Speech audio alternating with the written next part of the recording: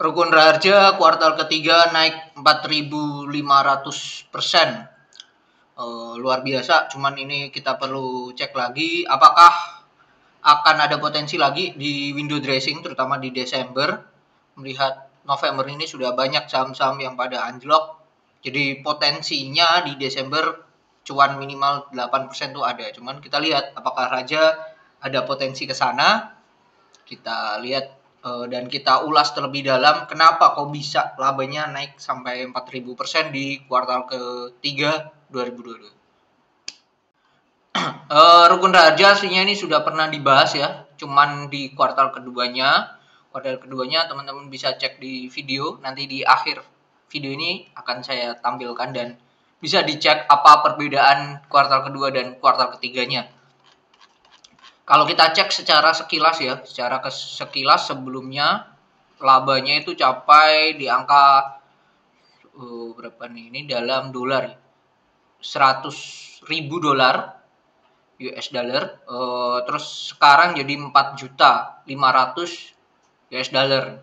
Ini kan menunjukkan bahwa kenaikannya yang sangat signifikan ya. Kalau kita kurskan itu sebesar 45.95524 dikali 15.000 aja deh. Itu sebesar 68 miliar ya labanya. 68 miliar. Itu kondisi pakai kurs 15.000, sedangkan sekarang USD to IDR tuh berada di angka 15.687. Nah, jadi bisa dikatakan labanya mungkin hampir capai ke 100 miliar. 100 miliar. Nah, ini kita lihat ya secara keseluruhan asetnya mengalami kenaikan, memang aset keseluruhan, terus liabilitas atau hutangnya itu mengalami kenaikan tipis 1%, lalu ekuitasnya mengalami kenaikan juga. Tapi apakah perusahaan ini sebagus itu yang mengakibatkan labanya naik pesat ya? Nah, kita cek dari kasnya sendiri.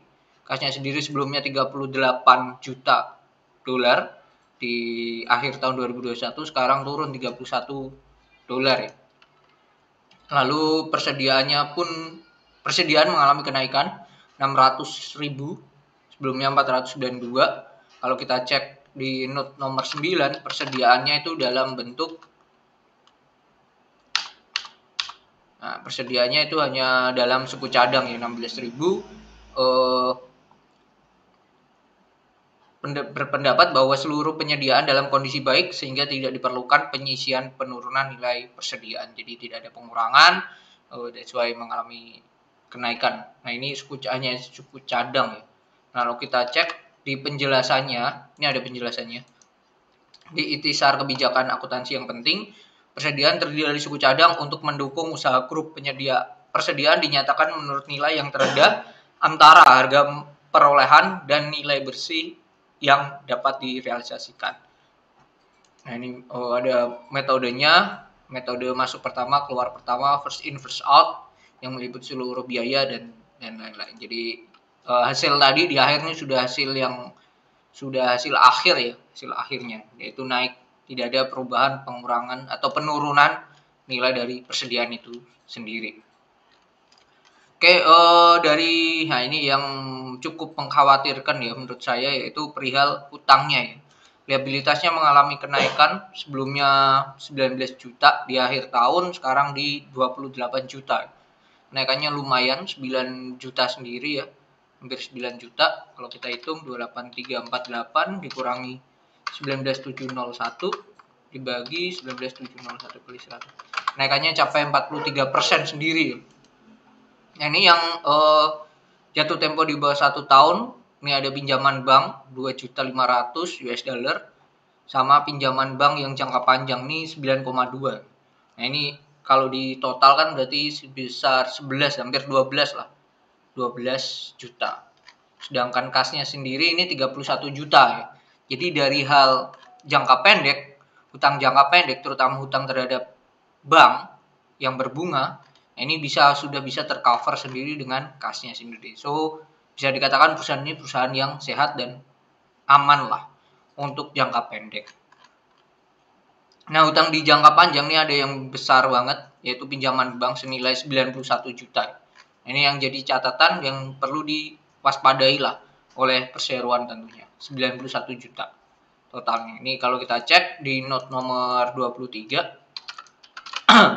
pinjamannya itu ke siapa aja. Nah, ini pinjaman bank, wait bentar.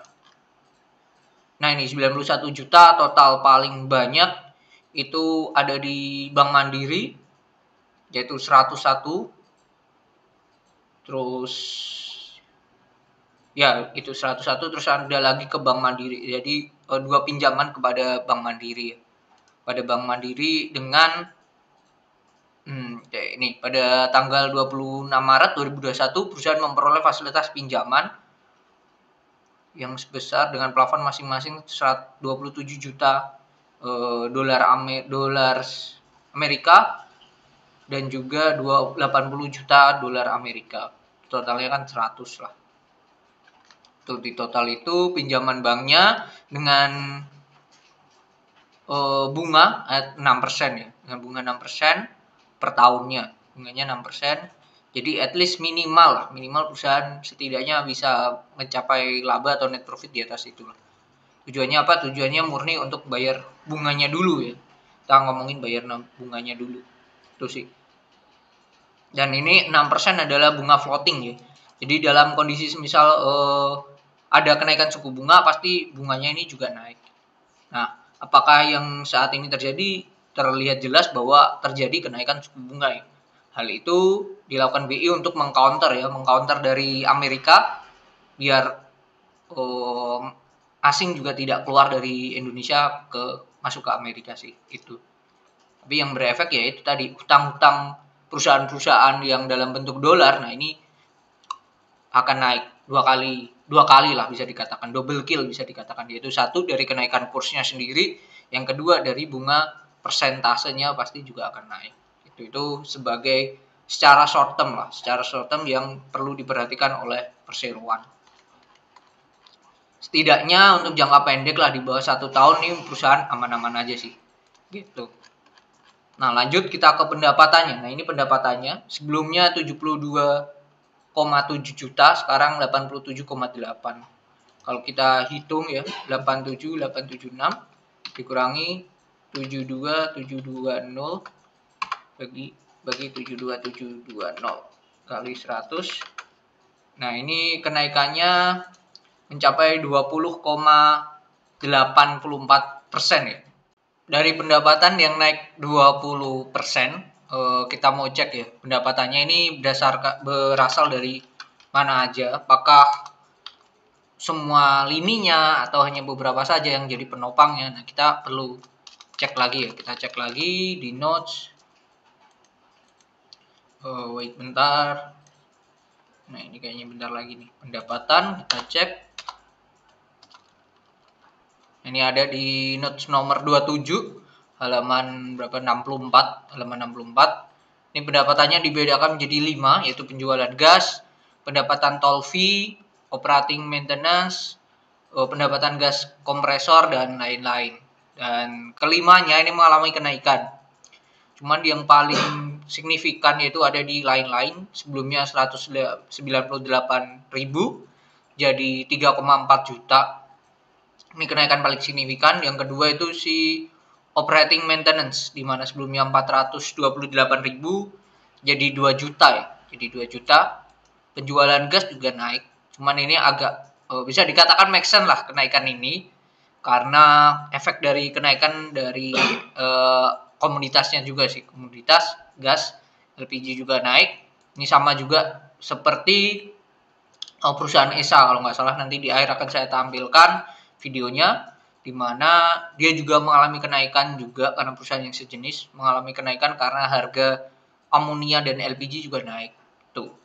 Nah, ini dari semua ini total pendapatan kepada PLN itu capai 41%, 41,57% dari total keseluruhan. Jadi ini bisa dikatakan customer paling banyak itu ada di PLN sih.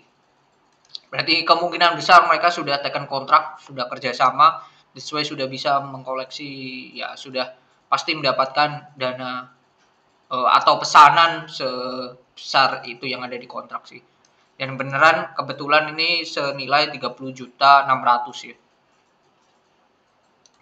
Oke, itu untuk pendapatannya. Kenapa kok bisa naik 20%? Terus kita cek juga yang lainnya di bebannya. Beban pokok pendapatan kalau kita cek mengalami kenaikan juga, cuman apakah selaras ya dengan kenaikan pendapatannya? 73.633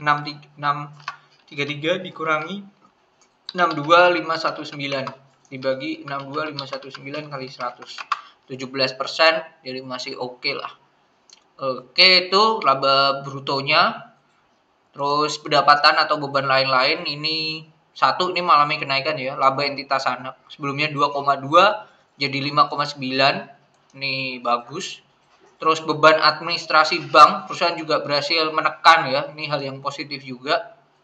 Jadi secara overall bebannya ini mengalami penurunannya. Sebelumnya 8,2 jadi 6,9 doang. Kalau kita cek, kalau kita hitung ya, penurunannya itu sampai berapa nih? Dibagi 8208 kali 100. Penurunannya atau penyusutan bebannya perusahaan bisa menekan 15% sendiri. Itu hal yang positif ya. Nah, jadi kenapa di akhirnya profit before tax benefitnya ini capai 7,2 juta. Di tahun lalu itu hanya 1,9. Nah, ini dari sini aja sudah terlihat dan sudah bisa terjawab ya.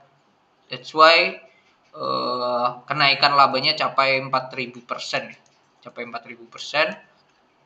Satu, karena pendapatannya sendiri naik. Yang kedua, karena perusahaan juga makin bisa efisien dengan cara menekan beban-beban itu sendiri. Berarti ini perusahaan yang oke lah, bisa dikatakan seperti itu. Oke, terus tadi bisa dikatakan sehat juga.